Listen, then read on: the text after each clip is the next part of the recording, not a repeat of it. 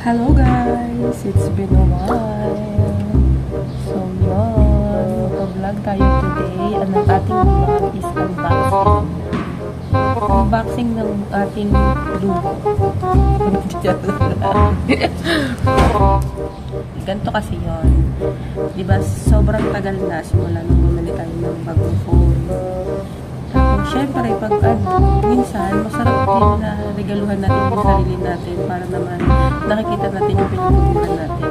So, hindi na ako bumibili ng mga damit-damit ngayon. Dati, mahilig ako sa mga damit kasi lagi kasama ko si Baby bumibili ng mga damit. Mga damit, sapatos, mga ganyan. So now, natumalanda na tayo. Parang, nung isang araw ko pa siya talaga gusto. Lagi ko siyang makikita. Na gusto ko talaga ng tablet, parang magano. Tapos, pagtingin ko, yun, medyo kaya ng budget natin siya today.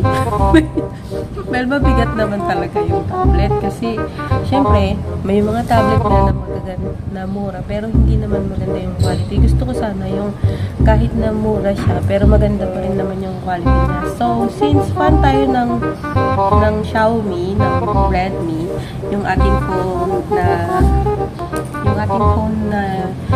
pinakaunang nabili natin dito is Redmi Note 12.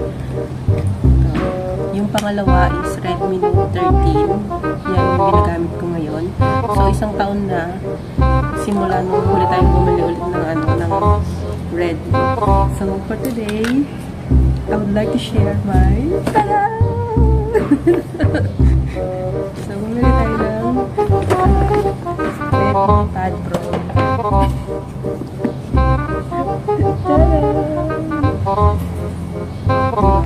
Sa sobrang excited ko, alam niyo ba, nabuksan ko na ito kanina.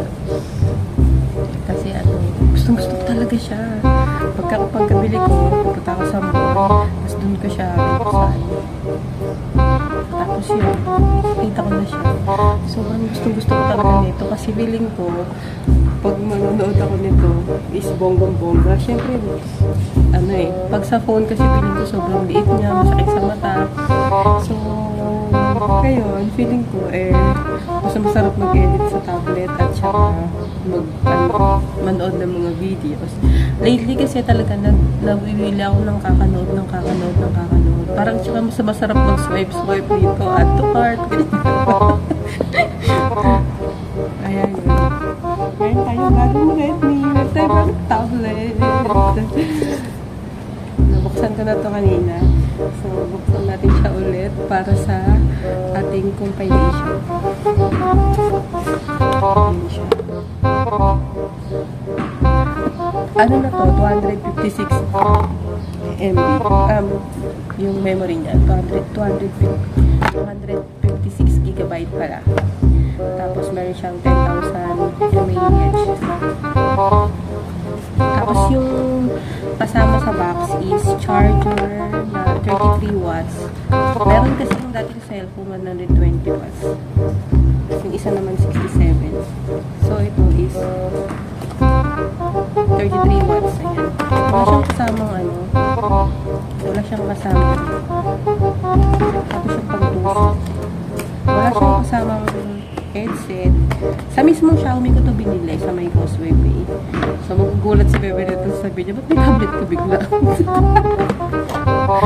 Kasi tinatanong niya kanina kung nasan ako, sabi ko nandito sa Causeway. So, yun. Congratulations, Health. Yan tayo.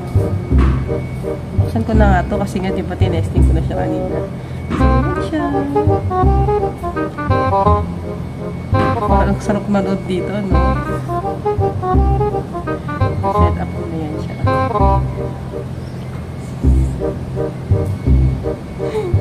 Craving satisfied. More kayon. Para mas mabili pa natin yung mga bagay na gusto natin. Maraming salamat sa panonood.